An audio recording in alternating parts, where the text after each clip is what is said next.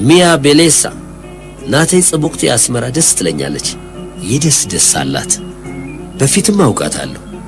ጋዜጠኛ መሆን መቼም ጥሩ ድል ነው። ከቦታ ቦታ ያዞራል። ንቅናቄ የህይወት አንዱ አካል ይሆናል ጋዜጠኛ ከሆኑ። አስመራ ደስ ትለኛለች ብያለሁ። ግን የሚያስጠላኝ መርካላት ትንሽ ከተማ በመሆኗ እፍን ታደርጋለች። ጠባ ታስጨንቃለች። ከመጥበቧና ከማፈኗ የተነሳ ልብ ሊፈነዳ ይደርሳል። መደበቂያ የላትም።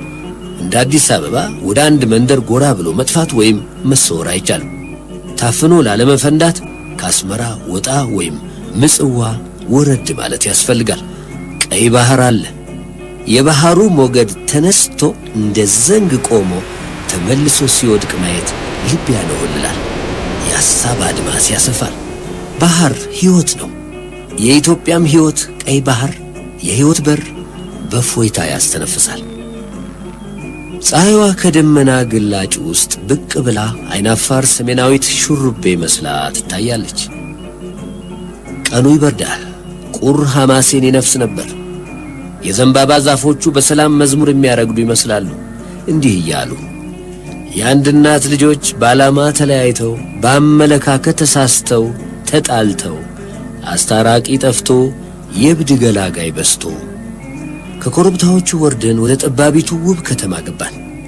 ሰንበል፣ ጉዳይፍ፣ ትንሹና ትልቁ ገጀሪት፣ ማይ ወላጮ፣ ቴራቬሎስ፣ ማይ ጭሆት፣ አዲስ ዓለም፣ ገዛ ባንዳ፣ ዕዳጋ አርቲ፣ ዕዳጋ ሐሙስ፣ ገዛ ብርሃኑ፣ ገዛ ባሻውል፣ ማይ ተመናይ አንዱም ሰፈር አልቀረንም። አካለል ነው በቲቪ ካሜራ። የአስመራ መንገዶችና ሕንፃዎች በኢትዮጵያ ሰንደቅ ዓላማዎች፣ በቀይ ጨርቆች፣ በአብዮታዊ መፈክሮችና ፖስተሮች፣ በቀስቶችና ልዩ ልዩ ቀለም ባላቸው መብራቶች አጊጠዋል፣ አሸብርቀዋል። ዘንባባዎች በመብራት ነደዋል። ከተማይቱ በርግጥም ነዳለች፣ አብርታለች፣ ጦፋለች።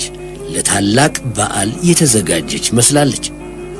ወደ ጫጉላ ቤት ልትሄድ የደረሰች የተዋበችና የታደመች ውብ ሰሜናዊት ቆንጆ አይናማ ሹሩቤ። የአዲስ አበባ አርቲስቶች፣ ደራሲያን፣ ታሪክ ጸሐፊዎች፣ ጋዜጠኞች፣ መሐንዲሶችና የኢኮኖሚ ሊቃውንት ኮምቤሽታቱን ብሔራዊ ጎዳናን ሆ ብለው የወረዱ ይመስላል። ገና ከፋብሪካ የወጡ ቀይ፣ አረንጓዴ፣ ቢጫ ላዳዎችና ላንድሮቨሮች በወታደሮች የታጀቡ ሰላማዊና ወታደራዊ ባለስልጣኖች ይዘው እንደ ሸማኔ መወርወሪያ ያለማቋረጥ ወዲያና ወዲህ ሽው ሽው ይላሉ በከተማይቱ ጎዳናዎች። ነዋሪው ሕዝብ በየደጃፉ በየቡና ቤትና በየሱቁ ቤት በር ላይ ቆሞ ተገርሞ ዝም ብሎ ይመለከታል። ምናልባት ከልቡ እንታይ መጽው እንታይ ዩዚ ግርግር ሽብድብድ የሚል ይመስላል አስተያየቱ።